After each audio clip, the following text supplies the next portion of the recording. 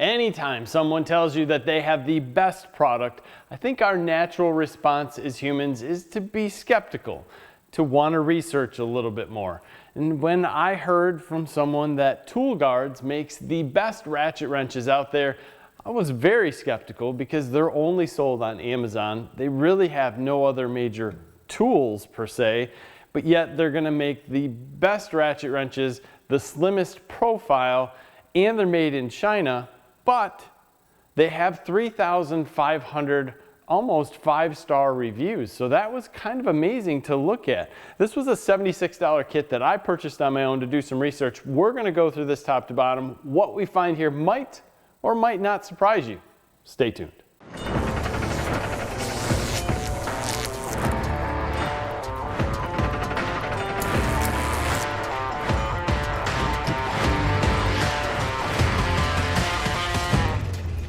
For $76, this is what you're going to get: a complete set of 13 SAE and 13 metric ratchet wrenches in a carry case that you can reclose and use or just put in your toolkit. It's a little bit tall if you're going to put it in your toolbox, taller than need be anyway. But with that said, you are getting 6 through 19 millimeter. You are missing the 11 millimeter on this metric set. On the SAE set, you're getting 1/4 to 7/8, and you're missing the 13/16 on this side. They do have a full lifetime warranty, which on Amazon, I really question how that's going to work. There is no website for ToolGuards out there, so you can contact them directly. It seems like every communication is going to have to go through Amazon, so that lifetime warranty scares me a bit because it's the lifetime of them selling these products on Amazon, and there probably is no recourse at all. They advertise this as chrome vanadium, which is going to be unbreakable, which we all know that's not true. So let's get to this and just start showing you what they'll do. So right out of the box, I started going through these and just seeing how they all work. And this is basically what it looks like. It has ToolGuards stamped in here, 16 millimeter on both sides and up front, which I thought was good. They have an arrow marking what direction that they go. And you can see here the slim profile is referring to how much metal is around the outside. It almost gets thick and then thinner. And this is a Milwaukee to compare to here. So there is a significant difference in the amount of steel that's surrounding this. Now, unfortunately, this 16 millimeter here needed some work right off the bat. Everything else worked, but this 16 millimeter is kind of out of round. So I ended up having to put a significant amount of lubricant in here to get it to work and stop sticking, and right there it is. But once I get past that point about here, it starts to work again, and then as I get around to it, it slows itself down right there and then goes back. Lubrication took care of it. Everything else in here seemed to work just fine. What I wanted to do was test out their 5-degree swivel. There's a 72 tooth gear that's inside here, and that's good and bad, right? It's not going to compare to any of the GearWrench XP stuff. We have our ToolGuards 5/8 inch bolt here.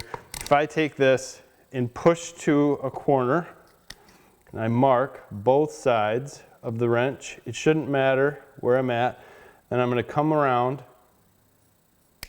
first click, mark here. So our ToolGuards, that's in oil, is going to be right here, TG. If I take a GearWrench, I start here, marking both sides.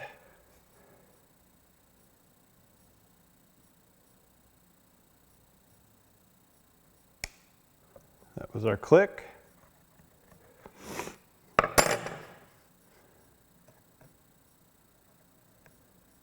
That's GearWrench. You can see as we're going through, this is the area here that we're looking at. The GearWrench was actually significantly more at this point. Let's keep going. Take our Milwaukee.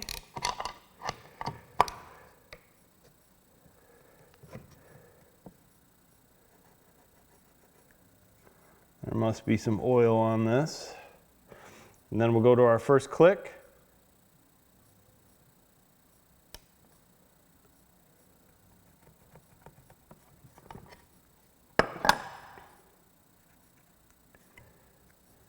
See if this pen works better. And then I have a Tecton here just because it was very, very similar in the size or piece at the end, the metal. So we'll put this up.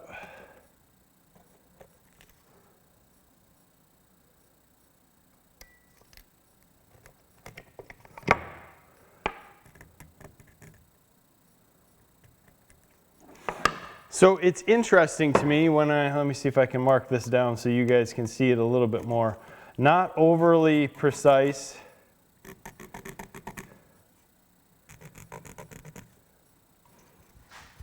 It looks like a Y. So here we have the Milwaukee, the Tecton, the GearWrench, and the ToolGuard. GearWrench by far being the furthest on that, which surprises me because those are pretty decent, and I think they're claiming to be an 82 tooth on there. The Tecton is probably a 72 tooth. The Milwaukee, I'm not sure if that was 80 tooth or 90. So the ToolGuard is small. I would say it was beat out by the Milwaukee, same as the Tecton, and GearWrench was larger. Let's just try this GearWrench thing one more time. Right there.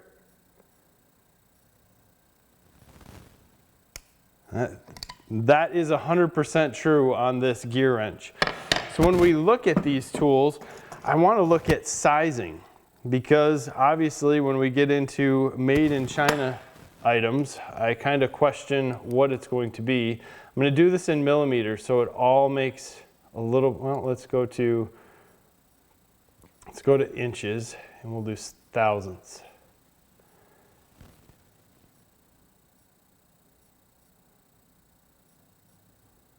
.631.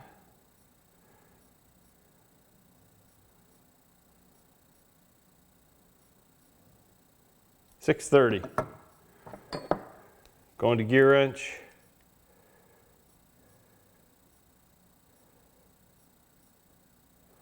.630.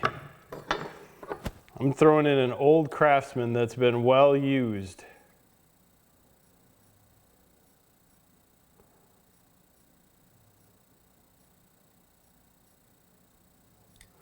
.631. That is a made in the USA Craftsman.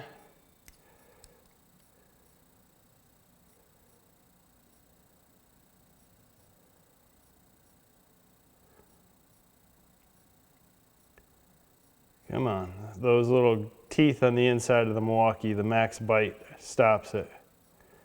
.631, so they're all the same. Now the kicker, and I'm gonna go back to millimeter just so this shows up better. Kicker is this ToolGuard saying their slim profile is going to be this end piece that we're measuring right here, 5.58. I have to get in this right spot and try to get the narrowest. 6.77. Milwaukee is not in the right spot. 7.1. I seen 7.18 for a second. 7.13. So there's no doubt that it's slimmer. If we go in this direction, 10 is 10.08, 10.3, 10.53, 52. So it works. When you go across the board, they actually all measure out quite well. I spent a lot of time looking at them, and that's interesting. But the reality is you're not getting the quality control because some of them already, like this 16 millimeter, needed work. Let's put them to use and see what they'll handle. I'm going to purposefully be very reckless with this. No one should do this to a ratchet wrench, but I want to just see how longevity is going to be here.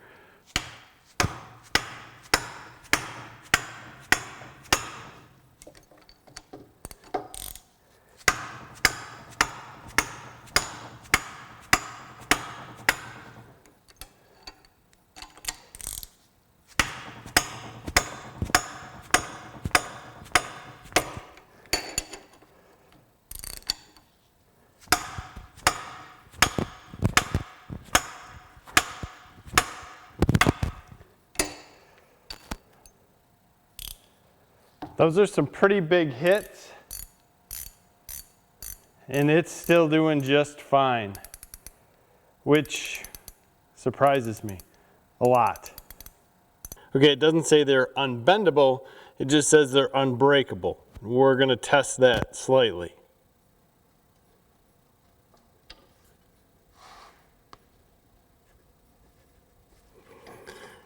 It's definitely bent.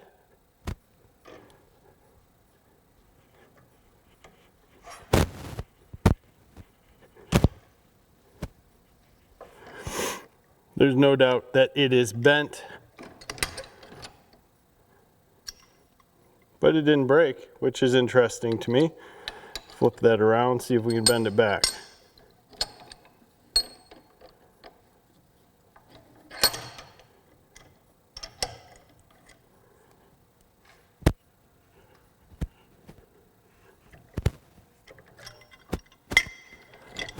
Probably as good as new.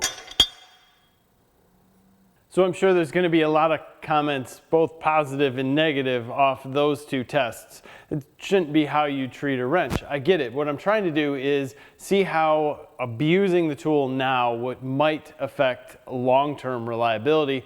Are any of those gears going to chip by me hitting it with a hammer? Is anything going to come apart? When we start to bend this wrench, is it going to break? Is it going to be too brittle? What's going to happen? Is it going to bend too easily? There's a lot of things in there that I was just looking at and trying to come through with. But the reality is with this wrench, and I'm going to go with these specifically, I might be able to beat this 3/4 to death, but I might be able to take 5 3/4 inches and get them in. Out of them, 3 of the 5 might break, or 1 of the 5 might break, or 1 out of 100 might break, and that's the one that you might get, and that might be why we're getting 3,500 4 or 5 star reviews, because people are buying them. They're affordable, maybe they're not using them much, and maybe the few that do and have issues are because the quality control here in the made in China is pretty poor.